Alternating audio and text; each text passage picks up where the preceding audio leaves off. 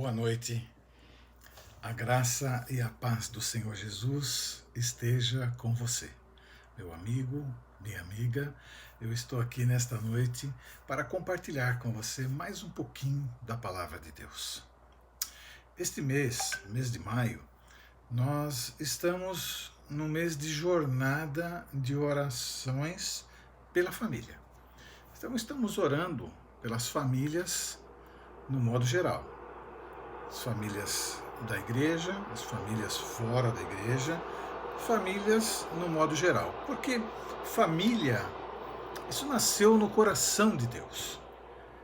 Deus sempre quis que o povo vivesse em família, o seu núcleo familiar. Então, sempre foi muito importante para Deus que as famílias estivessem unidas. Os pais, os filhos, os avós, existisse uma união familiar e uma unidade dentro da família. Que a unidade nem sempre é porque a gente concorda um com o outro, mas porque nós somos família, então nós estamos em unidade, nós não queremos quebrar aquela unidade. E nós vamos fazer o possível para que aquela unidade se fortaleça e para que a união em família, ela então seja sentida por todas.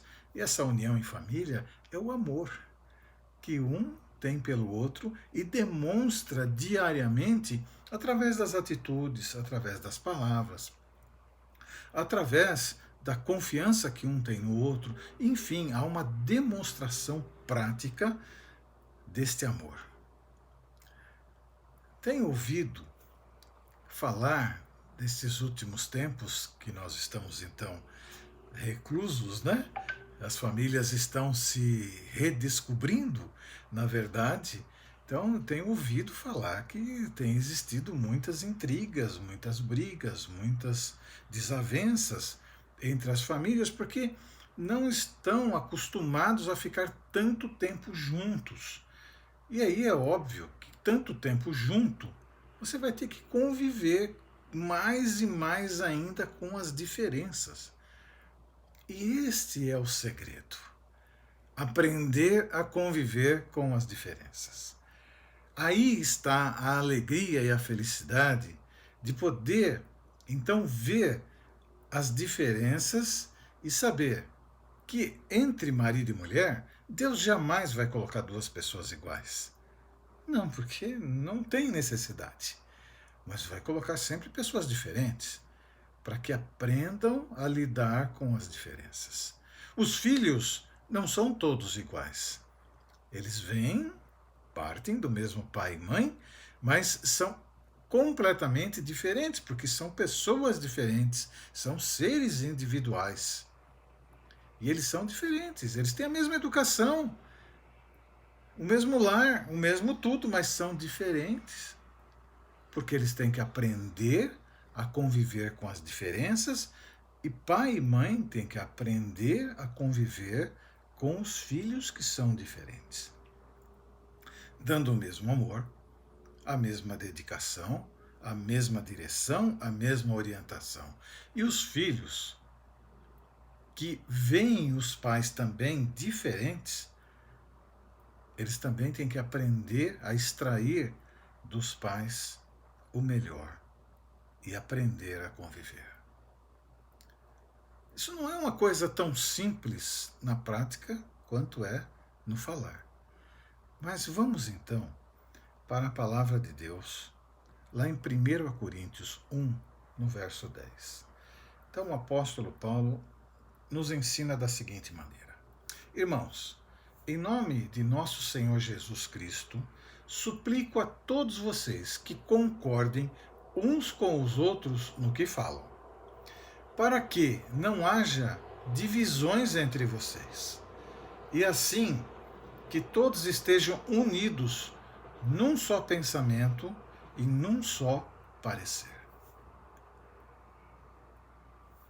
É um ensino claro que nós devemos levar para dentro da nossa família e chegarmos a um entendimento que podemos falar a mesma língua. podemos ter um só parecer, podemos ter um só pensamento em relação a determinadas coisas dentro do nosso núcleo familiar. Não precisa haver divergências ao ponto de separar a família, ao ponto de existir sentimentos que sejam destrutivos, em hipótese alguma. Porque o que deve ser preservado na família é o amor integral que um sente pelo outro. É o amor integral que faz com que o outro seja importante na vida do outro. É necessário que a família ela invista em se tornar forte, forte em relacionamento, forte em comunhão. Que ela se torne forte em se conhecer, em se aceitar e saber que Deus fez desta forma. E a principal razão é para que nós possamos aprender a conviver com as diferenças que tem no mesmo núcleo familiar. Que todos estejam unidos num só pensamento e num só parecer. Pensa sobre isso. Pare e pense um pouquinho sobre isso. Dê um passo atrás.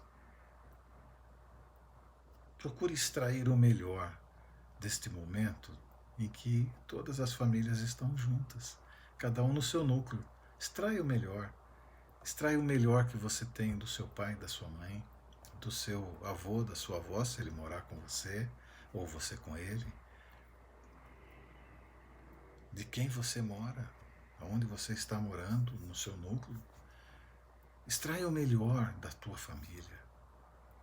Veja por outro ângulo as coisas. E você vai ser abençoado e abençoada por isso. Porque você vai ver que as coisas estão muitas vezes voltadas pela forma com que nós estamos vendo, e não pela realidade. E mesmo que a realidade não seja tão boa, procure olhar com o olhar de Deus. Estejam unidos num só pensamento e num só parecer. Que Deus te abençoe. Que Deus te proteja. Que Deus te guarde, te livre de todo mal. E que te dê uma ótima noite de descanso em Cristo Jesus. Até amanhã, se Deus assim quiser.